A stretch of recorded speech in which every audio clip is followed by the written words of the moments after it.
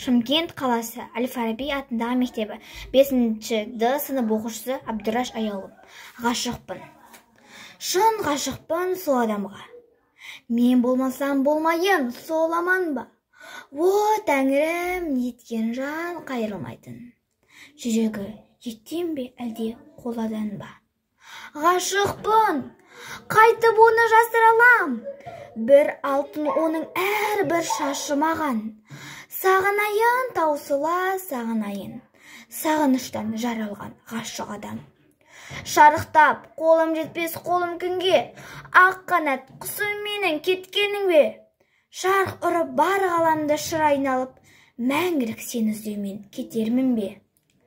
Сарғайған сағынышты басып толық, бар үміт бар сенімді шашып болып.